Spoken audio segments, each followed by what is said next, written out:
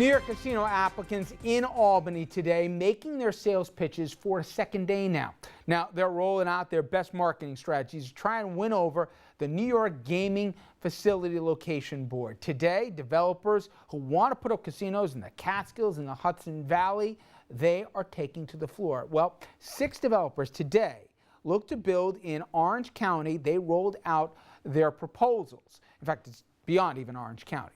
Along with 3 developers also want to build in the Catskills and 1 looking to set up shop in Ulster County. Now here's a look at those casino proposals for Orange. Green Track wants to build the Grand Hudson Resort and Casino in New Windsor near the Stewart International Airport. Saratoga Casino and Raceway, they're pushing for their Hudson Valley Casino and Resort, which would go up in Newburgh. Developers say it will create thousands of jobs, provide the town, which certainly needs a lot of help in the county with nearly $7 million in revenue. Then there's the Sterling Forest Resort in Tuxedo, which also promises good paying careers alongside additional tax revenue. However, critics say it could harm both water supply and ecosystem. Then there is the Live Hotel and Casino New York, which would go up in the village of South Blooming Grove. Caesars New York, which would go up in Woodbury, and Resorts World Hudson Valley, that would be slated for Montgomery. And then when you go up to Ulster County, developers want to see the Nevele Resort Casino and Spa go up. That would be in Ellenville, and they say the resort would create a ton of jobs and also support local vets in the process. And in Sullivan, finally, developers, they're pushing for the Mohegan Sun at the Concord and a resort casino also in nearby. Now, nearly every project, it all promises, get ready to hear about tons of new jobs here, new revenues, also additional jobs, ancillary jobs that would go to those surrounding communities and immediate communities where the casinos will be built. Critics, though, say that the casinos will only take money from local residents who can't afford to give it away anyway, and you'd have oversaturation in the marketplace with so much gaming here and obviously a marketplace with so many options in not too distant locales. Now, our senior political correspondent Andrew Whitman has been following the gaming issue from the beginning. He reports from Albany on the economic needs being cited for these projects. Andrew? Rich, each casino proposal and each sub-region, whether it be the Catskills, Northern Orange, or Southern Orange, all came to the Capitol today to show that they were the ones in greatest need.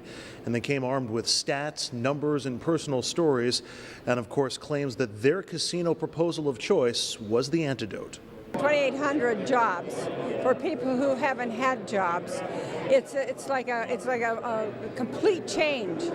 When you think about the catalyst in something and completely changing how everything works, that's what this casino will do.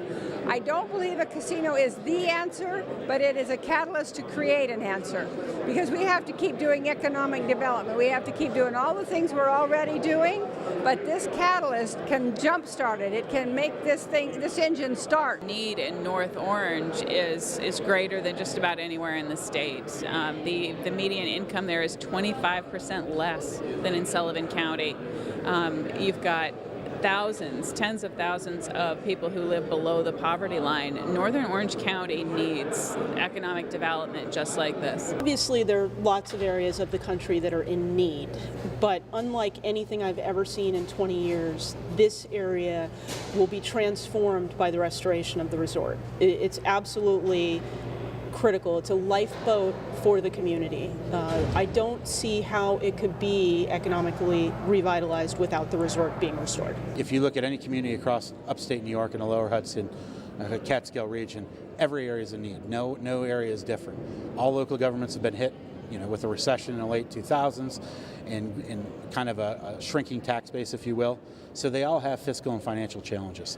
This part of the presentation was a little bit strange today. It was almost like a sports team trying to argue that they were most in need of the #1 draft pick because they need the most help. And each sub-region was able to make a compelling argument. The Catskills, we have the remnants of those once glorious resort hotels. In Northern Orange County, you have Newburgh and the story of crime and unemployment that has plagued that city. And Southern Orange County also can make that claim. At least statistically, it's got unemployment issues of its own. Rich? All right, Andrew. Now, obviously, when you hear these pitches, there's all the prospects of jobs, revenues, revitalization, and they all sound good. But we certainly don't have to look too far to see different realities. Just look at what happened to Atlantic City this week and last. So with all that, that was part of the backdrop, and Andrew has more on that. Well, Rich, remember the old adage that a casino is like a license to print money? Well, each of the 9 casino proposals came to Albany today offering the biggest printing press and offering size, location, amenity, and activity as the biggest argument that they could make the biggest bang and the biggest buck for New Yorkers. Revenue is important, but it's also important to create that destination, and the way you do that is through a partnership with the community. We have partnerships with local restaurants and golf courses and hotels and businesses, not because we need to, but because we want to. That's the way to generate not only the revenue for the state from the casino, but revenue, which is the goal of the legislation sponsored by Governor Cuomo, revenue that goes throughout the entire Mid-Hudson Valley region. So it's not just about the New Windsor and the Grand Hudson Resort and Casino. It's about helping the Mid-Hudson Valley. It's pretty clear that Orange County is going to be the best result for economic development, which fits in with the governor's plan, as evidenced by the fact that a licensing is $70 million as opposed to Ulster or Sullivan County, where the licensing is only $40 million. So if you're truly looking to maximize the benefit to the residents of not only Orange County, but the entire state of New York and the surrounding communities, Orange County is the place to be. We look at sustainability and viability, and there's a reason why 6 bidders are coming to Orange County and only 2 in Sullivan and 1 in Ulster, because that's where the best benefit is to ultimately the taxpayers. Never going to find enough employees in a local market, whether it's the town of Montgomery, the town of Newburgh, the city of Newburgh, the town of Tuxedo, that can fulfill all the positions I'm going to have available. This is truly an upstate, largely defined upstate regional economic development initiative. So, you know, it doesn't matter where you put the facilities, the jobs are going to be created for people in the entire region, not just one community. Now, it's clear that the closer a casino is to New York City, the bigger financial impact and the bigger windfall it will be for New York State. And that could be a deciding factor if the commission makes that its primary concern. But interestingly, while we tend to focus on the specific location of a casino as determining the kind of economic impact it might have, well, each of the proposals sort of cited a regional perspective, saying that just because we have a street address in one town doesn't mean that's where the economic benefit will be, most citing a regional benefit and saying that they'll be able to bring jobs in from neighboring towns, neighboring counties, and a much wider net than a lot of people may have been factoring, at least thus far, in the casino proposal process. Rich? Now, while developers were all saying how bad they had in their particular communities and how good this would be for those communities, and also why they were better suited than maybe their competitors to get these casinos, they did agree on one thing, and that was, hey, just because Atlantic City's in trouble and had a really tough time of it, it doesn't mean we'll struggle here as well. And Andrew has more on that. Well, Rich, that was the one area where we seem to get unanimity among the 9 casino proposals for here in the Hudson Valley, a sense that any perceived downturn in the gaming industry won't impact any new casinos in the Hudson Valley, or perhaps to steal a phrase and change it just a tad, what happens in Atlantic City, the folks here think, will stay in Atlantic City. Atlantic City is unique unto itself, and that what we've been talking about today and yesterday and today, and specifically with our site, is a community casino. And if you look around the country, community casinos are very prosperous.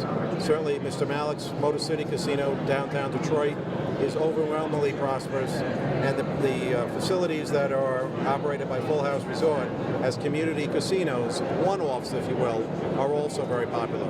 The issues with Atlantic City, which still raises $2 billion a year in revenue to the state of New Jersey, the issues with Atlantic City I think are unique to Atlantic City. You have to have that idea in your mind no matter who. If IBM comes in and builds a plant, well, what's happening? You know, they're laying off somebody. I used to work for Hewlett-Packard, and one of their key ideas was not to be the sole source of jobs. And so we have to develop the rest of the city. Jobs go away in 10 years, which, yeah, that can happen. It could happen for other reasons as well. We have to keep building the rest of the infrastructure and getting things done. It's like putting money in the bank. We have to build our finances and build our city up while we have the money so that we don't just fall in a hole. And that may be the ultimate gamble when it comes to Hudson Valley casinos. Almost all of the casino proposals are based on the bigger is better approach, that the bigger you build them and the more attractions you bring them, the more they'll become destination resorts, and that even if there's a downturn in casinos, people will still keep coming to these new ones because they're vacation destinations. How long that remains the case, and if other competition moves in, whether that will impact what gamblers and travelers would otherwise do, that may be the multi-billion-dollar question. Rich? All right, Andrew, thank you. And to get it from a reference, we thought originally we were going to figure out who were the winning bids before the November elections. It's looking far more like we'll find out in December, but nonetheless here, we will stay on top of this casino issue. Now, when we come back, we're going to switch gears. The president today went behind doors with Congress, telling them now is the time to act. We'll address the nation tomorrow evening at 9 p.m. When we come back, we're going to be joined by our good friend Mike Lyons, who's going to step through some of the things the president apparently said, including that he has the authority to take action against ISIS and that he plans to move forward with a strategy. We'll have more on that after this. According to the Center for Disease Control,